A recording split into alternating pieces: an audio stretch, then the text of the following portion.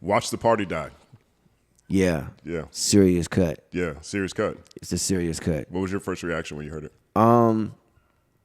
My first reaction was just like, yo, the tonality. I think it's time to watch the party die.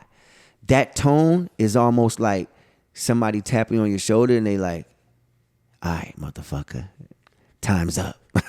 You know what I'm saying? Like, time's up. Yeah. That tonality is very spooky. It's very boogeyman-ish. It's very like, oh, yeah. It's like when you threw the party at the crib, but your parents came home early. Right. And they just like, the music just stops. Motherfuckers start grabbing their shit and just everybody leaving. You stand there like, you got to pay for that. You know what I'm saying? Shit broken. Right. You know, it's just time. It's just time. You know, the party was, we can't lie, it was fun. It was lit, but now it's like all that lit nature, all that, it's time to get a little bit more serious and wake up some shit because like humanity is at stake here. You know what I'm saying? You know, that song Watch the Party Die in a lot of ways reminded me of the Control verse. And, you know, I think they come from the same impulse, even if they had a different impact on the culture one way or the other. But I always looked at the Control verse as a call to arms. You know what I mean? Like, let's make this competitive again, because we were still in the middle of the party. And I think we probably partied a lot right after that. But you had the most, in my opinion, you had the best response to it. In Kendrick's opinion as well. Right. Yeah, he did say that. Yeah, he did that. Yeah, he said that. 1 second applause. Yeah. Yeah. And like, I think like, I want to read you some of these lines. I mean, at least I'll read them to the audience. I know you know your own songs. But like, you're like a real journalist. Yo, man, I'm talking to a real MC. Yo, you bringing back real journalism? Yo, man, can you believe it? Hey, yo, can we get an applause for real journalism? Here we go. 9 second applause. Real journalism is crazy, dude. Wow. Sheesh. Word up. Responsible journalism, man. Like, that's like, I appreciate that. Hats off, man. Yo, but you had some joints in here, right? Like, you were like, I mean, one of the craziest lines you had in here to me was when you were like, yeah, I'm a king, I'm elite, I can never dream of defeat. I could Dr. King your speech while I'm Rodney King in your beat. Come on, man. Yeah. Come on, man. Yeah. Again, the word association and then drawing the compare and contrast between the two, which actually are opposing elements, right? I could Dr. King you a speech, right? I have a dream, give you hope. I could give you hope while I'm completely destroying your beat. And then the nature of the comparison between Rodney King and you know, police injustice, right? And police brutality, and Dr. King again, and the whole racial tension between. So all that intertwining is that's the science of what I love. I love to make that. I mean that particular line, I feel like my favorite things about MCs are voice and imagination, right? Mm-hmm. Like, how does someone sound tonally, sonically, saying something that has been said throughout the course of human history, but in a brand new way? And I feel like this right here is the definition of imagination. Like, I feel like anybody could have made, in the history of hip hop, everybody could have made, anybody after Rodney King could have made this rap, could have laid this bar. Right. But notice the setup bar. I could never what? I could never dream of defeat. Wow. The two elements. One had a dream, one was defeated. Yeah. Right? So I'm showing you in it, I could never dream of defeat. I'm a king, I'm elite. I could Dr. King you a speech while Rodney King in your beat. Yeah. So now you see how I lay it out? You know what I'm saying? Right. Years later, you look back and you're like, the craftsmanship of the way it's put together. Yeah, those are the minor, the meticulous nature that I spoke on earlier about those finite details that I put in a lot of my things will be studied forever because I put stuff in it that I haven't even discussed yet with people. Just for me, I do it for shits and giggles. Like, I'm gonna see if anybody's gonna catch this. You know what I'm saying? Yeah. Like this upcoming thing I'm about to do with the leakers, right? Yeah.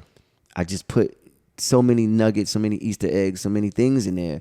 But the nuances of like how I interweave certain things together, we're gonna see if people catch it. If people are back to catching lyrics. I mean, you know, I think this year surprised a lot of people with how many fans were digging into all the layers of this back and forth between Drake and Kendrick, for example. If you look lyrically. Euphoria Yeah. reached number 3. It's a 6-minute deep dive into triple entendres, quadruple entendres. And then, I think we're still seeing that conversation carry on. I personally agree with you. I think we are at that point. And then Drake was rapping.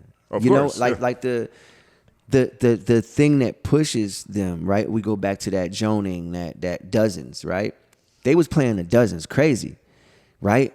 But for Drake to feel the urgency to be like, and for us to get that cadence from a Drake, who mostly is mainly concerned with like, making the hit record or the more infectious tune, right?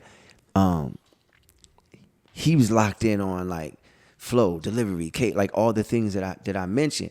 He was locked in on those things as well. So we get that, and then surprisingly, we get a Kendrick that refrained from the rapid fire, right? And Kendrick leaned back, right? And this is like being a master chess player, right? Mm-hmm. He leaned back and got us into a more slow thing, right? So that was a very interesting move for Kendrick, but also for Drake. He knew the urgency of like, I know I got to rap right now. Right. You know what I'm saying? So knowing the assignment, right, on both parts, and then giving us all something to delve into break down lyrically.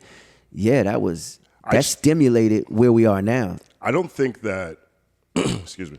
I don't think that anyone can listen to particularly the second and third parts of Family Matters and not hear some just incredible peak Drake rapping. Like his flow when he is going that second part, and then the transition into Kendrick just opened his mouth. Someone go like that part that gets me every time. He always finds a way. Also, he's a hook master.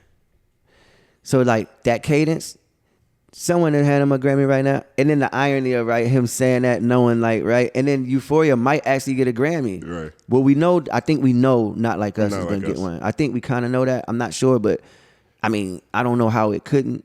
It's huge. Right. But also the drop and give me 50, the repetitive nature. Like sometimes I just hear that shit in my head, right? Drop and give me 50, like especially during the time when it was out. But also I hear in my head all the time, rent free, right? What is it? The braids. I hear that. Like I walk around just saying that shit. I'm like, why did I fucking just say that, right? But I hear that shit. I hear the job the Kendrick over my mouth, right? Yeah, I hear that so all the time. you hear it all the time. So that's another thing. Being genius enough to be in a battle, but also find these moments that live rent free in our minds. So even when we're not like we're trying to do our work, we're getting attacked with the things that they put out, right? Yeah. And so that's genius on both of their parts. And now, fortunately, because we had a great battle in hip hop that didn't end in violence, now every artist, because Drake covers a large spectrum and then Kendrick covers a large spectrum, I think they do have a polarity where they're like two different sides of the party, right? And now everyone sees the importance of like the number ones don't matter. All the success and fame of the Kendrick and the Drake don't really matter, because what mattered most at peak was their ability to joust and to be in combat lyrically. Yeah, and their willingness to do so. At like how Drake was like antagonizing, where you at? And then Kendrick's like plotting.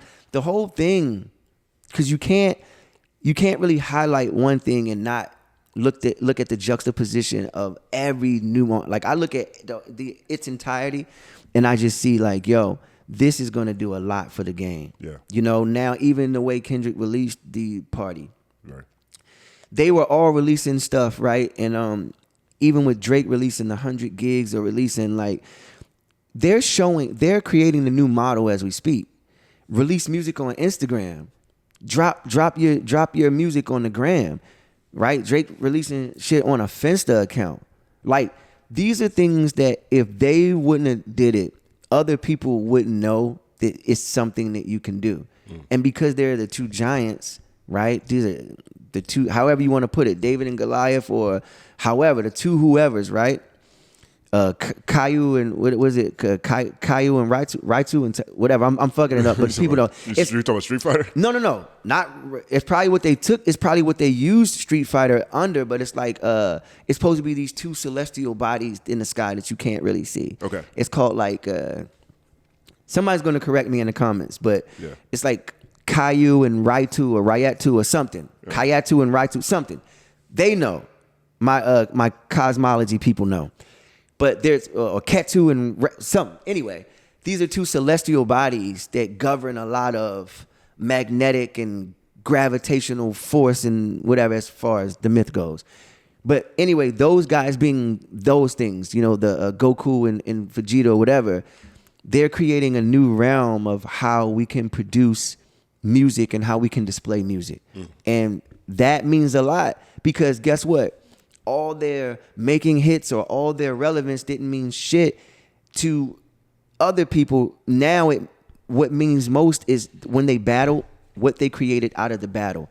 That's what's going to mean most in the next 10 years. What was created in this element of battle is what's going to mean the most. Now, I'm alone on an island to myself every time I say this next thing I'm about to say. But to your point, about all the even the ways they're releasing the tracks are going to have long-reaching impact. Honestly, I like tailor-made freestyle. I'll be straight up. I know that one did not resonate well with a lot of people. Obviously, we're over here on the coast, so it's going to hit differently. But we're thinking about lines that always stand out. Is like when he was. I feel like he captured the perspective of Pac. Maybe his voice, wasn't what people hoped to see in that type of situation. But I feel like his perspective felt like something Pac might say to someone who he's clearly inspired. Like every time I hear that song and Drake goes, what did he say? He said, they said the spirit of Machiavelli is alive and a nigga under 5'5" has got to be you. Yo, I die laughing every single time. I feel like he really captured it. But that's also the first time in a rap battle we've had AI voices. I think that first of all, I think people take shit too serious, right? And what people got to realize is like, yo, Drake is a nigga who do like Saturday Night Live and shit. You know what I'm saying? Or like Mad TV or one of them. He did like one of them, right? He's like a satire dude. And so like, he ain't always taking this shit it ain't all, you know what I'm saying? Like he's fucking around too. And so in that moment, if you can't embrace like the comedic aspect of it, then you're kind of like diminishing the quality of it. Like if you wanted him to go in there and like be exactly Pac or do something like, then you're kind of missing how that hits. And that's also another element of like, I think about like Ludacris or, other artists who were able to display so much character, right, in their artistry. That's just another element of it. I thought this shit was hilarious. And the Snoop and then the thing, and then, what he's saying in it, the hits in it, the jabs in it. Again, like I was thinking about, what is it, the braids? To me, that's Hold on real quick. 4.6 second applause for someone agreeing with me on tailor-made freestyle. This never happened. Yeah, because I'm looking at the whole... I'm looking at it in its entirety, right? Because I'm a fan of hip hop, right? So I'm not like looking at it in a biased nature. I'm looking at the whole thing, like even the things he did in that moment inspired the things that Kendrick did next. And so if you're just, I get it, in fanship, you're just supposed to pick a person, and you're not supposed to, like, I love the whole Jay-Z and Nas thing, right? Even though I was always more of it's weird, I was always more of a Nas fan growing up. Nas was part of my collective Thanos, of MCs. That was my Big L, Nas, like AZ. Like I was more in that spectrum than I was like Jay-Z. But then during the whole thing, I was like very much a Jay-Z fan during the time of their battle. And so it's like, I just enjoyed both of the elements of everything that they both brought. So unpopular opinion, right? Everybody thought Super Ugly crossed the line too much. I'm like, I'm all for it because Ether, to me, had some of those line crossing elements, but we love them. You know, you talking about the dick sucking lips, like that's kind of crazy to say to a dude, but we all love it. So I think all's fair in love and war. You know what I'm saying?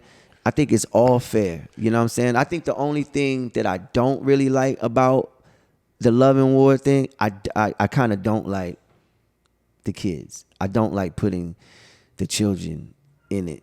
That's the one thing I don't really like. Yeah. You'll never ever hear me talk about anyone's child. Like that's just me though. I ain't gonna talk about nobody's child. That's super ugly right there too. You know what I'm saying? Yeah, that's super ugly, but I'm saying they both was like, listen, what I'm saying is this. Me, I'm not gonna talk about nobody's child. That's just because I know how I love mine. So I'm not gonna do that.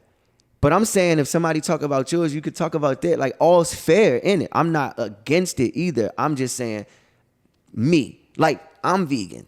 You don't have to not eat meat. Like do you, bro. Do what you do. You know what I'm saying? What you eat don't make me shit. But at the same time, if I'm looking at it from my perspective, I'm telling you, I'm never gonna eat some oxtail or some pork.